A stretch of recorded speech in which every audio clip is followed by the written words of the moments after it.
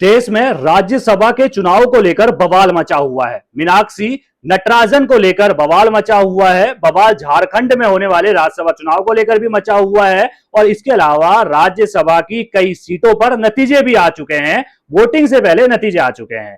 दरअसल चुनाव आयोग ने ऐलान किया था कि भाई साहब 18 जून के दिन 27 राज्यसभा की सीटों के लिए वोटिंग होगी। 27 राज्यसभा की सीटों में से 24 जो सीटें थी वो तो खाली हुई थी, उनका कार्यकाल पूरा हो चुका था, लेकिन 3 सीटें ऐसी थी जहां पर उपचुनाव होना था। यानी कि कुल मिलाकर 27 राज्यसभा की सीटों के लिए यहां पर जो है वो वोटिंग 18 जून के दिन होने वाली थी। लेकिन यहां पर नामांकन की जब आखिरी तिथि आती है यानी कि 11 जून के दिन जो है खबर निकल कर आती है कि करीब 24 सीटों पर, 27 में से 24 सीटों पर पहले ही नतीजे आ चुके हैं। इन 24 सीटों में से 19 सीटें एनडीए के खाते में गई हैं, यानी कि एनडीए ने 19 सीटों पर जीत दर्ज कर ली है। 24 में से 3 पर वोटिंग होनी बाकी है जो 18 तारीख को होगी, क्योंकि यहां पर आप देखिए कि यहां पर अगर 2 सीटें हैं तो 3 उम्मीदवार है, तो इसलिए यहां पर वोटिंग होगी। उस पर आगे चर्चा करेंगे कौन कौन सी सीटें हैं। लेकिन 27 में से जिन 24 सीटों के नतीजे आ चुके हैं उसमें से 19 में एनडीए ने जीत दर्ज की, यानी कि बीजेपी वाले गठबंधन ने जीत दर्ज की है, जबकि 5 सीटों पर जो है वो कांग्रेस ने बाजी मार ली है। अब बाकी बची हुई जो 3 सीटें हैं उसमें से झारखंड की 2 सीटें हैं,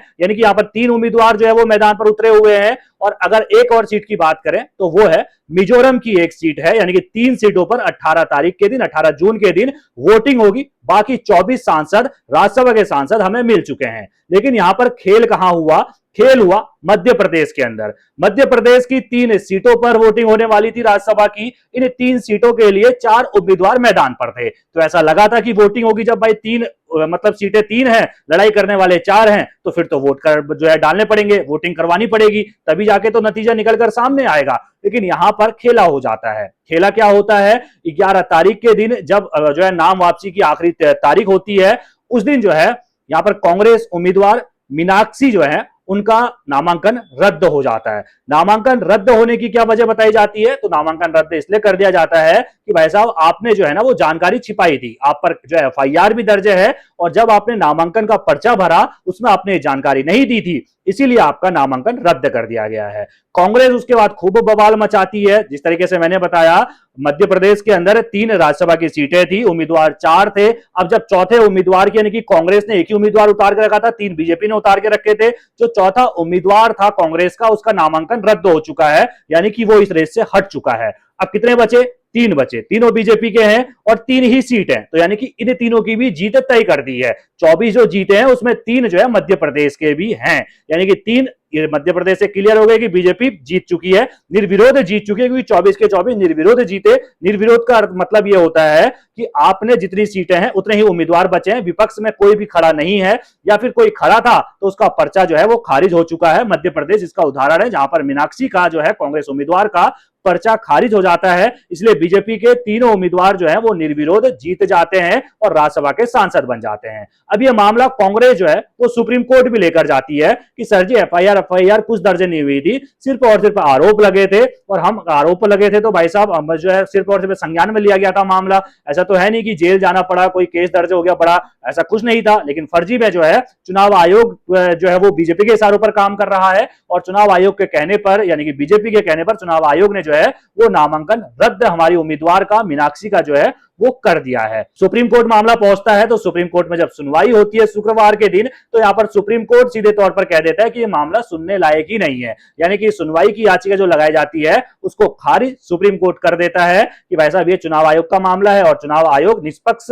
चुनाव कराने के लिए भाई जो उसने नियम है, जो कानून है, जो आपको सब कुछ लिखकर देना होता है, आपको सारी चीजें माननी होती हैं, आपने जो है कुछ ना कुछ गलती करी होगी, और चुनाव आयोग कह रहा है कि आपने जो है कुछ चीजें छुपाई हैं, तो इसलिए आपका नामांकन रद्द हो गया है। अब कांग्रेस पर बवाल मचाकर रखी हुई है, पूरे देश में बहस छिड़ी हुई है, तो क्या राज्यसभा की सीट भी जो है अब बीजेपी चोरी कर रही है? कांग्रेस आरोप लगा रही है कि राज्यसभा की सीट भी चोरी की जा रही है। पहले वोट चोरी हो रहा था एसआईआर के माध्यम से, ईवीएम के माध्यम से जो है वो वोट चोरी होता था, अब राज्यसभा की सीट चोरी हो रही है। चुनाव आयोग को मोहरा बनाकर आप विपक्ष के उम्मीदवार का नामांकन ही रद्द करवा दे रहे हैं, ये कांग्रेस आरोप लगा रही है। अब आपको थोड़ा झारखंड लेकर चलते हैं, क्योंकि वहां पर भी एक ऐसा ही मामला है। यहां पर निर्दलीय उम्मीदवार जो है वो है परिमल नाथवानी।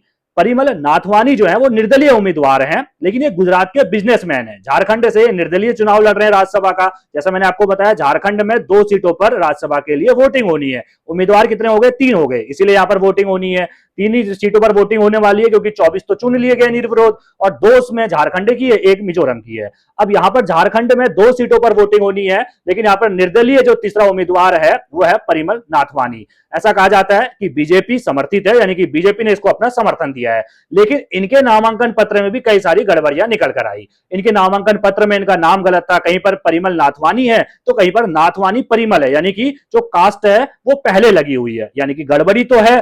लेकिन यहां पर चुनाव आयोग ने क्या किया, इनको 24 घंटे का समय दिया कि आप इसको सुधार लीजिए। अब कांग्रेस इसी बात को लेकर आग बबूला है कि भाई साहब, आपने झारखंड के अंदर जो बीजेपी समर्थित निर्दलीय उम्मीदवार नाथवानी जी उतरे हुए हैं उनको आपने समय दिया, लेकिन जहां पर कांग्रेस की मीनाक्षी को जो है आपने सीधे उनका नामांकन रद्द कर दिया। वैसे सोचने वाली बात है कि आपने झारखंड में भी, अगर गलत था भाई, नाम गलत है, जो नियम है, अगर एक बार गलती हो गई तो नामांकन रद्द होगा। आपने पर्चा भर लिया, एक बार जमा कर दिया, उसमें कुछ गलती है तो रद्द होना चाहिए, लेकिन आपने वहां समय दिया। वैसे झारखंड को देखा जाए तो यहां पर पूर्ण बहुमत जो है, ऐसा लगता है कि दोनों सीटें ही, राज्यसभा की दोनों सीटें ही जेएमएम और कांग्रेस गठबंधन ले जाएगी। एक जेएमएम से उतरा हुआ है प्रत्याशी और एक कांग्रेस ने अपना प्रत्याशी उतारा हुआ है। 2 सीटों पर दोनों जीत लेंगे, लेकिन बीजेपी भी पीछे नहीं है, क्योंकि बीजेपी के पास भी 21 विधायक है यहां पर, और करीब 3 या 4 विधायकों की जरूरत और पड़ेगी। 4 विधायकों की जरूरत और पड़ेगी। अगर ये 4 विधायक क्रॉस वोटिंग कर जाते हैं दूसरे पार्टी के, बीजेपी के पक्ष में, या ये कहे निर्दलीय उम्मीदवार के पक्ष में वोट डाल जाते हैं, तो क्रॉस वोटिंग हो जाएगी, और यहां पर बड़ा खतरा जो है जेएमएम कांग्रेस को हो सकता है। हालांकि अगर संख्या बल देखें तो पूरा है जेएमएम कांग्रेस के पास, दोनों सीटें जीती जा सकती हैं। लेकिन यहां पर मुद्दा यह है कि चुनाव आयोग ने आखिर दोहरी नीति क्यों अपनाई? कांग्रेस का मुद्दा यह बना हुआ है। मैं सवाल नहीं उठा सकता, क्योंकि मैं तो सिर्फ आपको खबर बता रहा हूं कि भाई गलती तो यहां भी थी, गलती मध्य प्रदेश में भी थी। मध्य प्रदेश वाली गलती पर आपने नामांकन रद्द कर दिया, और झारखंड वाली गलती पर आपने समय देकर उसको सुधारने का समय दिया, और अब वो जाके ठीक हो चुका है, तो आपने उनका जो है वो पर्चा, भाई ठीक है अब आप उम्मीदवार हैं, या आपने जो है उनको पुष्टि कर दी कि भाई साहब ये झारखंड से चुनाव लड़ रहे हैं। लेकिन नटराजन रद्द हुआ, बीजेपी के तीनों उम्मीदवार वहां से जीत चुके हैं। कुल मिलाकर राज्यसभा के रण में लड़ाई चल रही है। राज्यसभा में देखा जाए तो पूर्ण बहुमत एनडीए के पास पहले से है। अब यहां पर 19 सीटें और जीत गई है। अब पूर्ण बहुमत से भी बहुत आगे बीजेपी निकल जा चुकी है। देखिए करीब 147 जो है एनडीए के पास अब यहां पर बहुमत हो चुका है, पहले भी बहुमत था।